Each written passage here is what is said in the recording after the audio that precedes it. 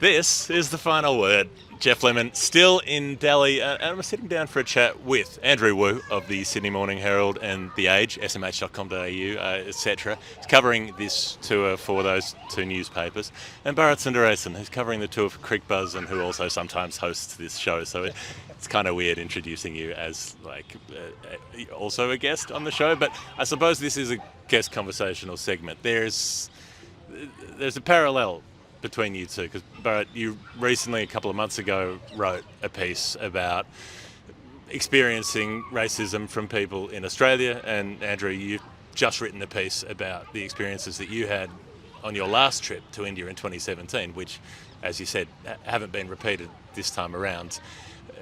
I guess we'll get into what actually happened in a minute, but what I wanted to ask both of you about initially was the lead up to writing something like this, because it seems like it must be an intimidating thing. It must be an awkward, unpleasant experience to know that you have these things that you want to say, but to know that if you put your head up above the parapet, people will take pot shots at you.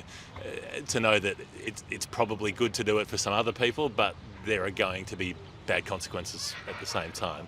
I can only imagine there'd be a sense of dread to publishing something like that, knowing what's going to come next.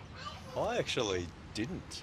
I didn't really think about people getting upset or whatever. I mean, it's an experience from 6 years ago that I haven't thought about too much. I wasn't initially going to come to India to cover the tour, and I got called in quite late in the piece. And once that happened, it started bringing back a few memories.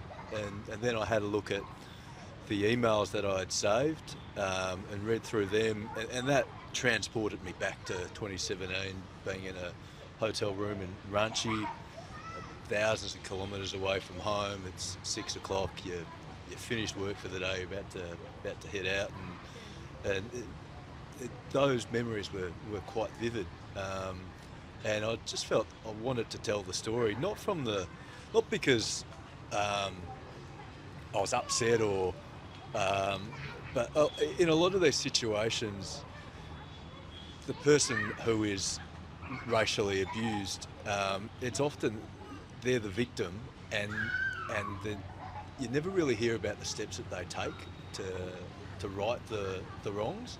Whereas in this situation, I did do something, track the guy down, and I really wanted to tell that story that there is a path that you can take. You don't have to just sit there and cop it on the chin. You can do a few things about it.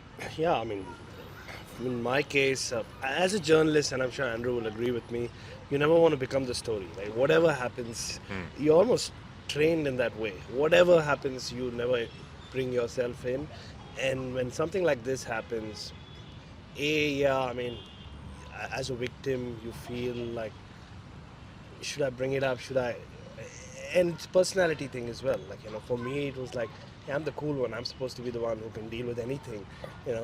How can I suddenly, and honestly, as sad as it sounds now, how can I suddenly be the uncool one who puts my hand up and says, hey, I don't feel all right. I mean, this is not all right. I don't feel okay being spoken to in this fashion. And so I had that working against me as well. Like when I was asked to write the piece for The Age, as it turns out. theage.com.au. There you go, theage.com.au. So there's that connection as well. But I was aware of, because there was a precursor to me writing the piece, was my tweet about the security guards at the GABA and at the MCG. So I'd already experienced the backlash of that, where a lot of people just call you a shit stirrer, right? I mean, they think that you're doing that so that you get some attention, and which kind of worsens it, the whole position you find yourself in. So hey, hang on. So I'm the guy I'm the person who has to deal with this. And when I say this happens, I become the culprit in some way, in some weird way, where it's just turned against me. So I'm both culprit and victim. How does that work? And I think that's something anyone who gets discriminated against anywhere in the world, whether it's on the basis of race or gender or sexual preference, has to experience on a daily basis.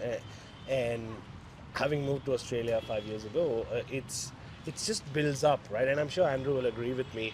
You don't want to call it out every time, but then at some point, it's not even like you think about it, right? It just reaches a point where something just snaps in your head, and you're like, hang on, fuck this, like, I need to do something about this.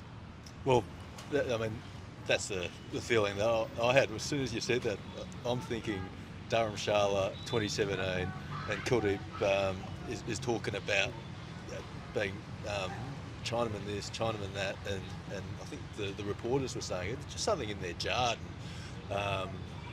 And in the 2 weeks leading up to it, I'd been getting all these emails from a troll saying, oh, you Chinaman, Aussie wannabe, how can you be covering cricket? What do you know about cricket? Never send a Chinaman boy on a man's errand, or just filthy stuff like that. And when you said that, that's the first thing that came to mind. And I remember when I wrote that column, the backlash from people. I think people in Australia who thought, well, what's wrong with this? Like, you can call people an Englishman, you can call people a Frenchman, so what's wrong with Chinaman? And I broke it down into 3 categories. I think people thought, well, yeah, that's just poor form, I'm with you. And then people who didn't know about it and then heard me and thought, yeah, I see your point. And then other people who just, you couldn't move them. They were set in their ways and they weren't going to budge. It was political correctness gone mad and all that stuff. So, but I think how can you can't talk about your experiences of racism without bringing yourself into it, and people can't understand that how that can be. Like, how can you talk about yourself? Let's push on. I suppose also, Andrew, it's this intensifying of things because you've spoken about, you're an Australian of Chinese descent, and you're often the only person of Chinese descent or Asian descent at all in a football press box or a cricket press box in Australia, where those sports are overwhelmingly white in terms of how they're covered and all the rest of it. And then you come here and there's this intensification of it, which is that, that othering thing, that you're not the kind of person who's supposed to know about cricket. You don't look like someone who's supposed to know about cricket in the opinions of these people. And so then there's this resentment, this immediate sort of urge that we have to push back on you. Like, that's the thing we're going to pick out if we don't agree with what you're saying. Oh, well, exactly. I mean, that tour was quite stinky. It was, how could I say it? I probably wrote quite a few robust stories. and naturally, if you don't like what someone writes, you can either play the issue or play the ball or play the man. And quite a few occasions I did the latter. And my view on all that on cyber bullying or online abuse is that it reflects more on them than it does on me. So I don't tend to get too worked up about it, but this particular person just kept on emailing me, and I think email is a little bit different because you're checking it quite often for work stuff, and you just don't expect to see something that's of that nature. So that jarred, but then there's a separate thing, like if you get racially abused on the street by someone, I think that's another level, which is why I think your experience at the MCG is a lot different to mine, because it was to your face. It's quite confronting, I'd imagine, for you at that time. Oh yeah, absolutely. It's and it happens very often, unfortunately, when you look a certain way anywhere in the world. Look, I come from a country which, I guess there's racism everywhere in the world, which is why I don't believe that there is a racist country. Like, people in India have this, a lot of people who haven't been to Australia, or even those who've been to Australia, that's the first question you're asked. Hey, Australia, racist country, right? And I say no, but no country is racist. There are bigots and racists everywhere in the world. There is racism everywhere in the world, but you can't just point at one country and say, they are more racist than anywhere else. And so I come from a country where you get discriminated in terms of everything, the race, caste, gender. I always say it's pretty privileged position to be born a man in India, regardless of what you look like, regardless of what strata of society you belong to, or the color of your skin. But that's where it starts. But then, as the only dark-skinned member of my family, my mother, I remember throughout my childhood, always wasn't more protective. She was almost uh, apologetic. Like she was like, "I'm so sorry that you're dark skinned, so people will make more fun of you within the family and within your friend circle." I mean, I was called all sorts of things. Even growing up in India, I was called a crow. I was like repeatedly, like wherever you went. Not just me, people who are dark skinned. I mean, take Vinod Kamli for example. Like the kind of racial abuse he copped when he was a young junior cricketer. But back then, you just assume that. I know where this is coming from, sort of like so it's more predictable. Right. Like you feel like, okay, if I walk into this situation as a dark-skinned Indian man, I know I'll get racially teased. Sure. Is a better word. But what happens when you're away from home? I mean, in a different country like in Australia, is it's unpredictable. It's not that everybody's coming up to you and saying nasty things, or it's not that every time you walk into a supermarket, two people are just jumping on you to check what's in your bag, or every time you go into a cricket stadium, people are jumping on you to check who you are, and when you show your accreditation, they say, can we trust this guy? Ha ha ha ha. It doesn't happen every time, so it adds to that unpredictability, adds to the intimidatory feeling of that when it happens to you. Like you're on edge all the time. You're on edge all the time. You don't know when it's going to jump on you, or at the airport, or anywhere you go, or even little things like when I'm walking my two dogs who are white and who are massive, and I'm not. I'm massive, but I'm not. I'm not as white as them, and I stay in a lovely neighborhood, but it's predominantly white, and the average age would be 65. So the number of times you get asked, like how much do you charge for walking them? And it's funny at to start with, and then you say, no, they're my dogs, and then when they say, are you sure? The first couple of times you're like, Actually, they're not. I'll just pick them up at the park. yeah, that's what I do. I just go to the park, find two dogs, and especially if they're white, just start walking them. But the first couple of times, because of my personality and my go-to defense mechanism has always been humor, I'll make a couple of jokes. After the third time, you're like, hang on, what do you mean by are you sure? So it is more in your face, and it kind of, you can either get like really thick-skinned about it and say, yeah, no, it's okay, I won't talk about it. Or after a point you actually realize, like Andrew and me as journalists and senior journalists as well, sorry, we are aging, Andrew, we have a voice and we need to use it. Well, because that type of racism's a lot different to name calling and that, because I think most people in Australia, most decent people, would think, I don't call names, I don't call people so-and-so, so therefore I can't be racist. But they may also be the sort of person who on a dark night sees someone of different race, different colour, and then cross the road. Yeah. And I think it's a real subtle, isn't it? It's really nuanced, and you probably don't look at it and appreciate it until it happens to you. I mean, it hasn't happened to me like that in terms of crossing the road, but I mean, I remember being a kid, I was always seen as, you're Asian. You're the Asian kid. It wasn't until actually I went to live in the UK in 2009 when I was 28 years old that I got introduced as, this guy's Australian, which I found, it's quite different, isn't it? I wasn't looked upon for my racial heritage. It was where I lived and where I was born and all that. So Right. it's something that has stayed with me.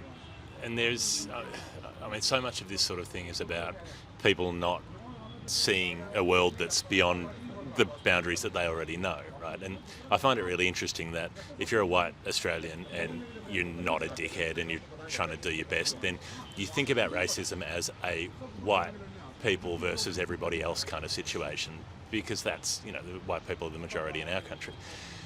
Then you come to a place like India and, racism is entrenched at every level of society, the way the caste system works, the way that people from other countries are viewed, the way that people look at Pakistanis or Bangladeshis and so on. I mean, and I've lived in a couple of different Asian countries, and say Malaysia, for instance, I mean, racism's legally enforced there. If you're a Malay, you have legal privileges and access to banks and funding in university places and jobs and things that if you're a migrant Malaysian, you don't, even though some of those communities have been there 300 years or more.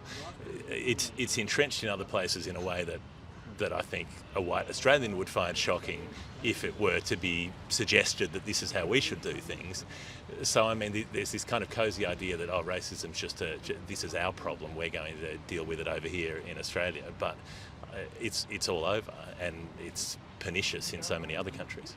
Oh, and it's so deeply entrenched here. And you speak about people from other parts of Asia being racially abused here.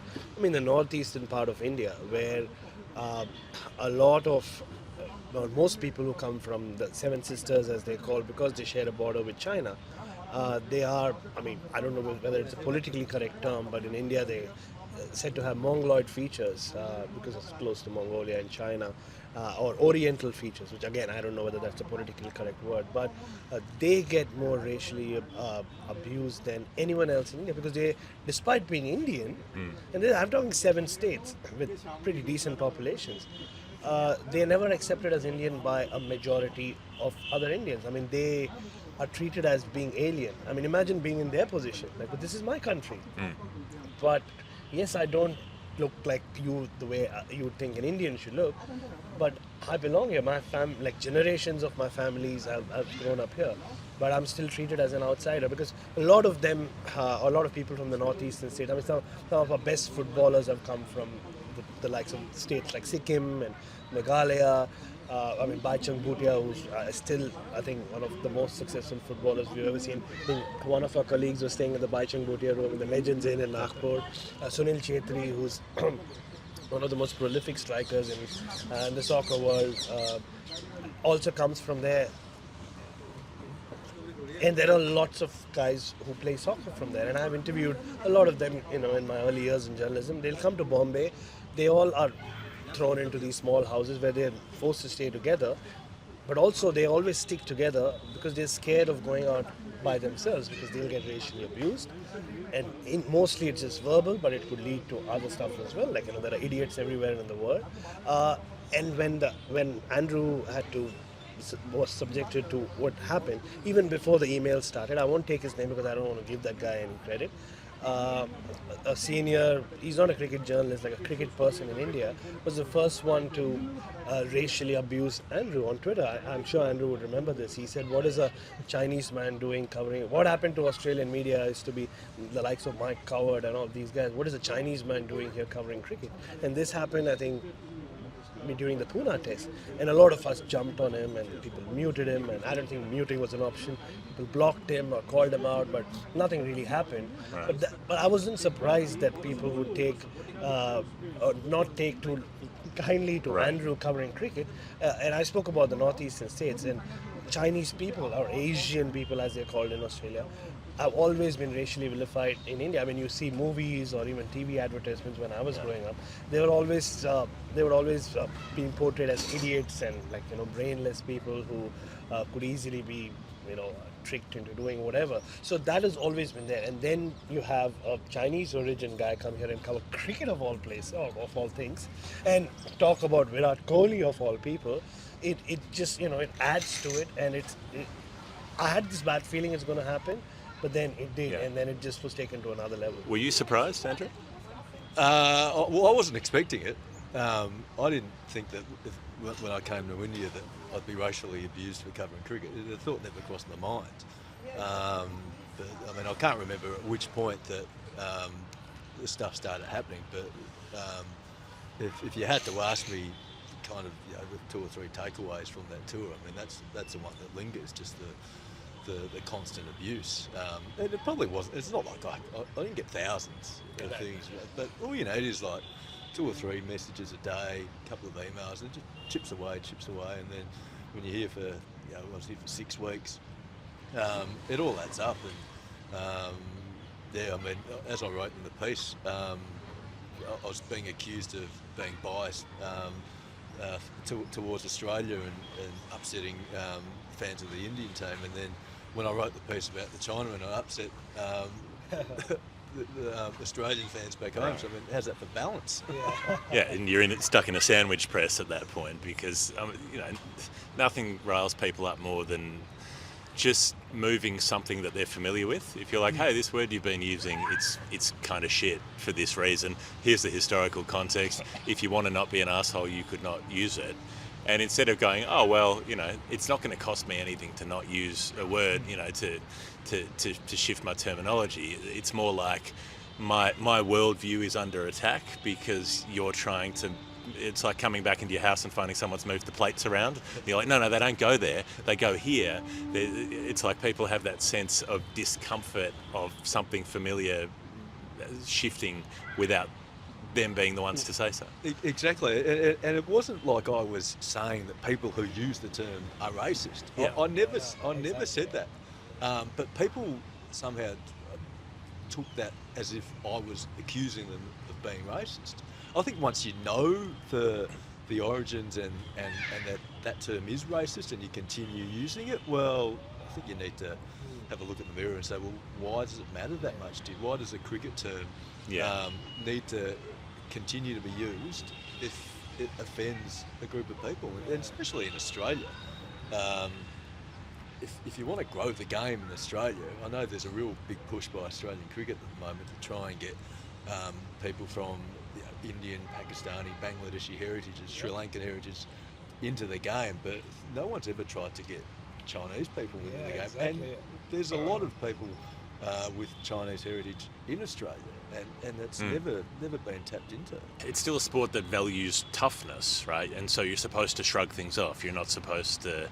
They're like, oh, why are you being offended by this small thing or that small thing? And so it's been interesting to watch you go through this process, Bharat, over the last couple of years, because initially when you'd have these run-ins with the grounds, like for a while you said nothing, and then you started just telling stories to a couple of us who were closer friends with you. You would be like, this weird thing happened to me today and I don't know how to feel about it, and you might talk to me or talk to a couple of others, and we would say, well, that sounds fucked up, and you would go, yeah, I sort of thought it did, but I wasn't sure. Like, you're second guessing yourself as to whether it was actually a problem or not, and then you would gradually be a bit more willing to talk about that, and then you put the tweet up about it, and then it's like you had to gradually come to this position of deciding that it was okay to talk about it, or that it was worth talking about, because you had to talk yourself out of minimizing it and saying that it didn't matter. Oh, I think the first time I even openly spoke about it was the Mohammad Siraj incident in Sydney, where I witnessed firsthand what it must feel like to be someone far away from home. And you're talking about someone who doesn't understand the English language as well as I do, or hasn't, even though he's an Indian cricketer, hasn't traveled the world as much as I have and seen it from a different light. So to be Mohammad Siraj in that moment where I know a lot of people debate whether whatever was said to him was racist or not, but even leaving that aside, to be that person feeling so scared and alone, I never experienced it in that, but I experienced it vicariously almost by watching him having to undergo or endure that back-to-back days at the Sydney Cricket Ground. And that piece that I wrote for CricBuzz, I only wrote because I was thinking about it. I spoke about it with Mel on her channel, and as I was walking back and as I put in my piece, the apartment I was staying at in Sydney, that was the first time I snapped. Right, I wasn't planning to write anything about. I was planning to write about Cam Green's big hitting, honestly. I go back. I'm waiting outside my apartment complex in Potts Point, and this couple are walking out, and I you know how clumsy I am. I have my bag. I have 10,000 other things, so I couldn't find my key, the one that you need to just open the main gate of the building. And I see this couple who we'd bumped into each other in the lift a few times, and this couple walking out, and I thought they was going to let me in and the guy made sure that the door was closed before I could go in, and he walked up to me and said, no, Uber delivery guys need to stand here. And I was like, oh, wait, that's not okay, right? Like, by then I'd had conversations with you about various other experiences. I was like, no, I need to like stand up for this because, and I'll tell you the why. Not just me, a lot of people who migrate from this part of the world to places like Australia even think twice about speaking about anything that is said to you, because you're always made to believe not just by people in those countries, like not just by Australians, but by people back home and other Indians who moved there before you, that hey, you owe a lot to Australia. It's changed your life forever. So whatever happens, just cop it and it's fine. And also, you also are told that you represent all of us. So don't call anything out. Don't make life difficult for us by being a shit stirrer. And I'd always been told that by friends who I won't name. When I would bring up the issue of racism, Indian kids who moved there when they were 8 or 9, they would be like, "Yeah, I was called a monkey in school, so what big deal, man? Why are you like reacting to being called like a black cunt by someone who's just like driving past and while you're waiting at the red light? It's okay. It's Australia, man. It's okay. It's tough. Like just speak like an Australian, be Australian, barrack for a footy team." And but I moved there when I was 32. I mean, I love the fact that Australia is my home now, and I can't tell you how grateful I am to Australia for having given me a chance to, have a better life, I guess. But I don't think I owe anything to Australia. It's give and take, right? Like I think I bring a lot to Australia, just like it gives me a lot. And I decided that, like, I'm not going to be scared of upsetting the apple cart or upsetting the system and just cop everything that comes my way and just laugh and be silly. I'm going to talk about it. And I think that was a big mental change. And even now, I'm here as an Australian journalist. It's mainly like, even though a lot of white people in Australia took umbrage to my piece and said a lot of nasty things, wrote a lot of nasty things, as some pieces I've shared with you. It was also a lot of Indians who moved there and said, "Hey, I've been living here for 30 years. Don't come and say shit about my country, Australia. I've never faced racism." But I'm like, you're part of the problem. I don't know how it works in the Chinese community, Andrew. I'm sure that happens there as well, where people are like, "Hey, wait, this country is safe. Don't come and start saying these things." Then it almost like will bring focus on us. Let us just get away with doing whatever we're doing. Well, the thing I find about Australia and when people who were born overseas come to Australia and choose Australia to be a home, I get a real sense of pride that people want to come and live in the country, live in Australia. And I can't understand why people would then have a go and abuse people who choose to come to your country to live and make a life for themselves in your life. I find that staggering. I'll never understand that. I think it just you're supposed to love your country, and these people love your country that much. Yeah. And yet you abuse them when they arrive. It staggers me. But I mean, being Chinese in Australia, it's I tend to find that the abuse against Chinese people has subsided. I mean, COVID brought a few things back up, but generally I think people aren't as afraid of Chinese people in Australia. Politically, it's different. I guess politically, people might think the power of China. I'll separate that sort of global politics to just being walking down the street. But I grew up in a very white community. I went to schools where they were predominantly white.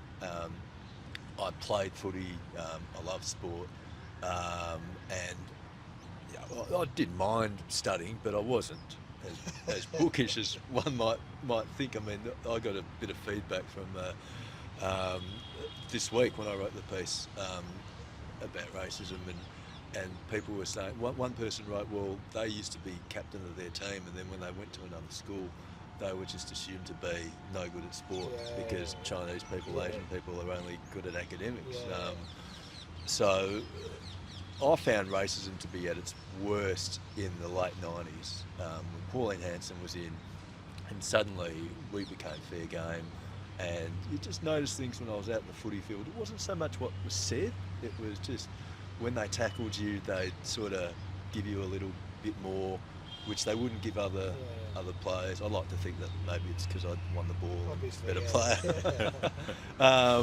But then, I mean, it also happened at my footy club. I was playing in a game and we were up against another team that had a person of Chinese heritage playing, and one of my teammates just started saying, "Oh, why don't you go play ping pong?" And I was thinking, "Mate, I'm right here," but I didn't have the confidence in it at the age of 18 to call that out. And I remember being at a function later that night, or on another night, and one of the parents came up to me and said, "Oh, which one are you?" Because we had another player in the team who was also of Chinese heritage, and I didn't really say anything at the time. But no, I don't think they were doing it from a bad place. I don't think the heart was in a bad place, but that sort of thing, I let go when I was young, and it wasn't really until I was about 23, I reckon, 24, that I started being a lot more confident in who I was and not accepting that sort of stuff. I mean, I really wish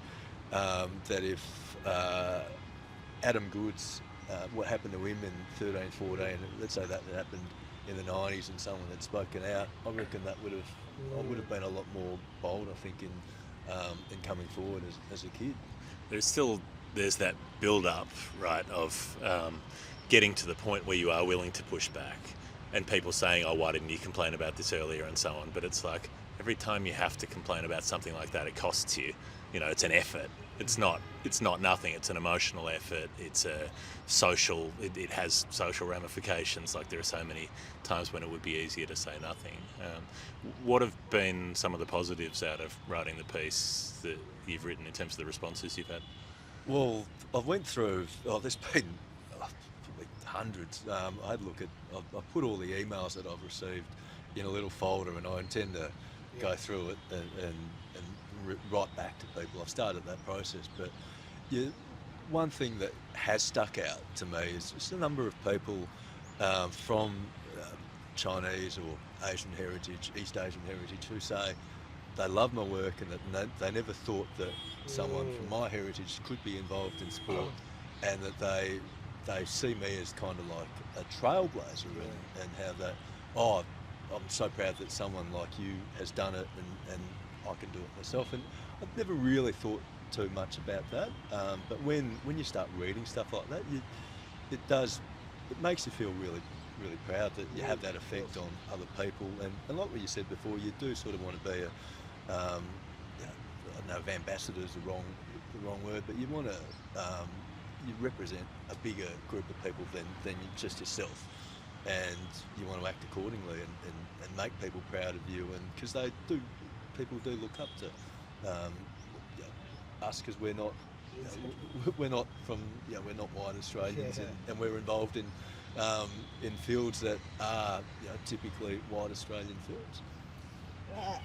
Absolutely, and I think for me, after I wrote my piece, and just going back to what you were saying, it's not easy. Like, I'd written, like Andrew has, tens of thousands of pieces before I wrote this one.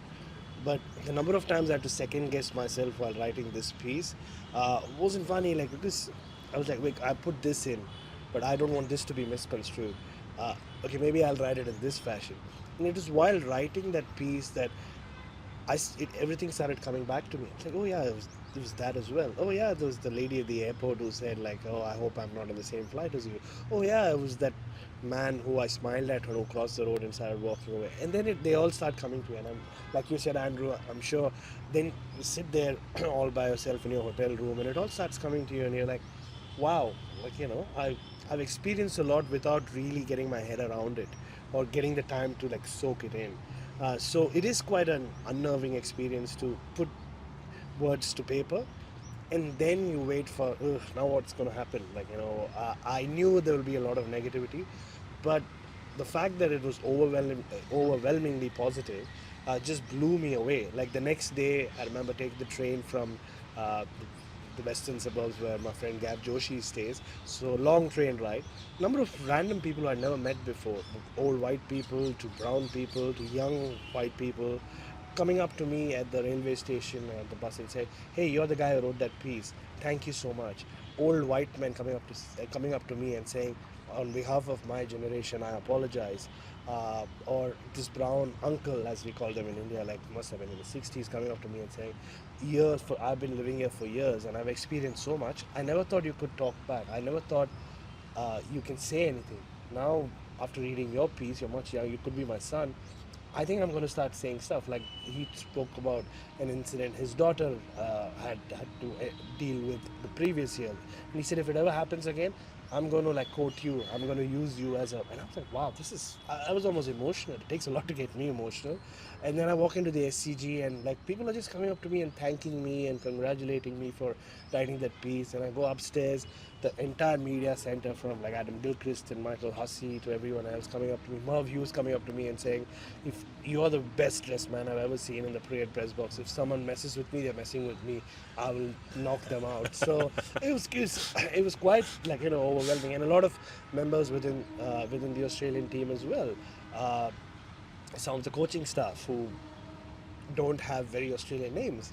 They came and said like, look, we experienced racism when I was growing up, when he was growing up, of a different kind. But it's sad that you had to write it. But I'm glad that people like you have started, calling it out and writing about it. And look, it's again going back to what we were saying at the start. I don't think Andrew and I are going to sit here and call out racism every day. That's not how it works. No. But from time to time, you just need to remind people that, hey, it's not gone away. And when we see that we experience racism, it does not paint Australia in a bad light. It paints certain Australians in a bad light. But the fact that you need to keep learning and you need to keep moving on and getting better, that message is never going to change. No, I think all you can do is really talk about your experiences. They happen, they're real. You don't want to always talk about it because it takes an emotional toll. I mean, but to be fair, I mean, I don't feel like I get racially abused in Australia anymore. I'd like to think that it's because my heritage. I mean, we had our turn in the 80s and 90s, and generally in Australia, there's always a group that cops more than another. And I think for me, that's changed. But I'll always remember that time though. You never forget it. The Hanson years and that it just seemed to escalate. Like I used to think, up until I was probably about in my mid-20s, I used to think, oh, is this person racist and can I be friends with them? And you shouldn't think that, but it's crazy, isn't it? I always thought that. That's the way I always thought that. If this person doesn't like me, are they not liking me because I'm racist, or maybe they just don't like me because they don't think I'm a good bloke, which could be right as well. Yeah, absolutely. Yeah. Right, but it's introducing this thing where you're second guessing yourself all the time based on something you've got no control over. Yeah, exactly. But I think Australia's changed. I think the fact that this stuff gets called out now by white Australians shows that it's a lot better than it was when I was growing up, for sure, and definitely back to in the 60s and 70s. I wasn't alive then, so I'm talking about from what I've heard. No, I mean, I would really want to give a shout out to someone like Clancy Cinnamon, like our dear friend who used to do video and do an extraordinary job for Cricket Australia. I mean, he comes from this tiny town called Jackson in the hinterland of Queensland, and he's always spoken about never having seen any non-white people growing up, and he's just 26, 27. For him, the number of times he stood up for me in these kind of situations. I remember once on the Gold Coast a couple of years ago when I was covering India-Australia women's game, and at the Gabba a couple of times, back-to-back years, the way he stood up for me fills me with a lot of confidence that the next generation, regardless of whether you come from big metros like Sydney and Melbourne, where I was going to say Adelaide, I didn't stop myself, and when you're used to seeing when you're used to seeing people from different races, but for someone like Clancy, a kid like him, to come from that background, and he really started seeing multicultural face of Australia after he moved out from there. But for him to be so understanding and curious to know about how it feels for me, the number of times he's jumped in front of me and said, "Oi, you don't speak to my friend like that," it really fills me up with a lot of confidence that Australia is moving in the right direction, and that we will reach a point where it'll never go away. Look, racism is never going to go away. Any kind of discrimination is never going to go away. Like I said, in India, it just every time I come here, if it's not on race, it's something else. It's religion or caste or gender, or it just keeps increasing. So I think Australia is on a path where, like you said, like white Australians calling it out and white Australians jumping out in support of people like Andrew and me. It's a great sign, and hopefully, I mean, I believe things will not improve, but things will keep heading in the right direction. Well, here's hoping. You've both written really well on the subject. We're very lucky to have you both as colleagues. Andrew Wu, Bharat Sundaresan, thanks for joining the final word. Thanks for having me. Anytime.